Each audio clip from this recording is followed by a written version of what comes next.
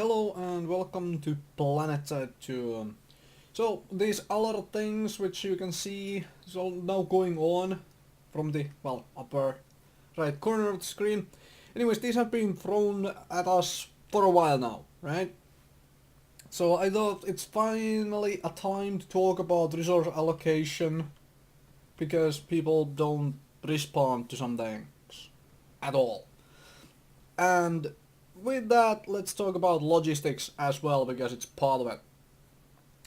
So, this is from the point of view of a Vanu trooper. This whole thing can be applied to all three empires, so don't worry about the faction thing. Firstly, let's recap resources quickly. Resources come from controlled territory, as you can tell, and these ticks which you can see here, they happen every 5 minutes, right? I do have premium, keep that in mind. If you don't, your resource income will be slower. Not slower in time, but lower in the amount you gain. Alright, so conquering places gives you different resources, as you probably know by now, but if not, you can see it on these things I mouse over. There is to the right, there is region info and the little plus icon sign for whatever resource type there is. Now what do I mean about resource allocation?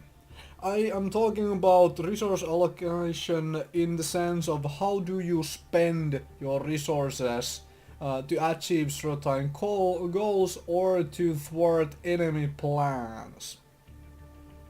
Logistics come into play with this because if you know what your enemies are bringing, you can obviously plan ahead, and that's where seeing how much resources and what resources your enemies are kind of hoarding, obviously taking over bases now takes a little bit longer with timer changes and stuff. So you can plan ahead a little bit better than before. That includes things like, for example, in this case, NC doesn't have access to a lot on this map. As you can see, they basically gain infantry resources in abundance from Biolab, and and then they gain some aerospace resources. Okay, that's more infantry resources, and they have only one place which gives them vehicle resources. Well, aside of their warp gate, obviously. Now but does that mean? It means that if there is suddenly an influx of tanks by NC, and you destroy the whole tank force, it's unlikely that they can bring another one to bear at full strength, because main battle tanks cost a lot of resources. It's 250 resources. You can only spawn 3 of those until you are dry, unless you have a massive income of vehicle resources, mechanized as they are called in this tab here. So that's where the logistics come in. If you know what your enemies can bring, or rather how much of it they can bring to bear, you can prepare for that and wipe it out, and then you can be prepared for what they can bring after that, right? So this is where the resource allocation business starts to come into play, because logistics is more about what do they bring, or what can they bring, and what can we bring, right? And well, how to bring it there, obviously. But resource allocation to me is how do you spend your accumulated resources to deal with what they bring.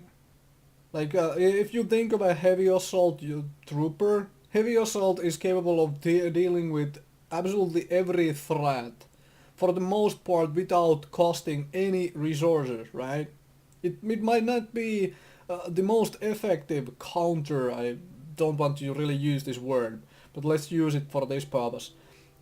It might not be the most effective counter things, but it can do it. Like it can destroy tanks, it can destroy air, it can, you know, destroy infantry.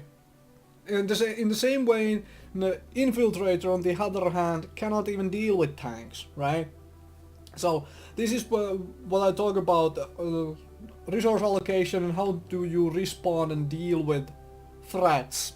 Like threats such as an infiltrator behind your lines shooting every medic you have to delay your infantry push. Do you deal with that? Do you hope someone else goes and deals with the situation? Especially if you are a medic yourself and you have gotten shot in the head 4 times by the same guy who is somewhere behind your lines. Do you go and deal with that guy, or do you hope that someone else does?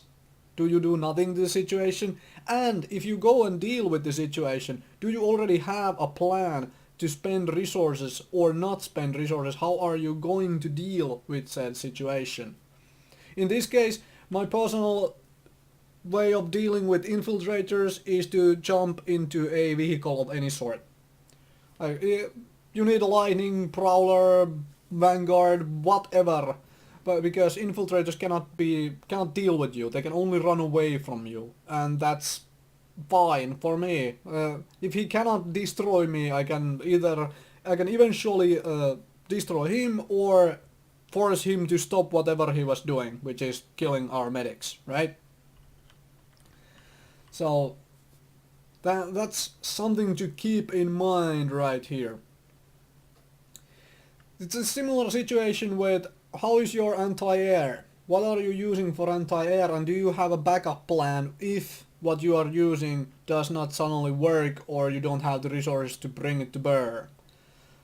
Good example of this, do you use max as an anti-air unit? What will you use once you run out of infantry resources to bring out max swords? Or are you using a lightning with a sky guard and don't have mechanized resources? I said the heavy assault is kind of good for a lot of these things without consuming resources, and that's my personal backup plan for almost everything. I don't play heavy assault a lot as a main class. I don't run around as a heavy assault mainly, but I do end up playing it quite a bit because it's a resourceless means of being able to take down almost every threat, to at least deter said threat, not necessarily destroy it, right? Because I still don't view anti-air as a necessary to destroy target simply to force it to go elsewhere, right? That's just my view of anti-air.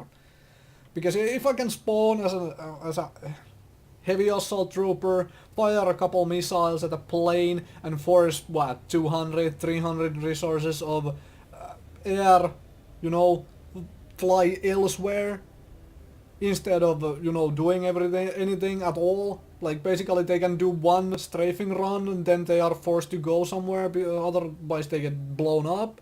They're forced to go and repair. I am basically using something which does not cost resources to prevent something which costs resources from being really effective, right? This, to me, there is a massive disparity there that to me makes heavy assault really good at some of the jobs. But I digress on that subject. Basically the idea here is, take a look at your certification screen, look at all the classes, look at all the vehicles, what can they do? And then come up with what works for you to, let's use the word counter here again, to counter every situation you can come up with.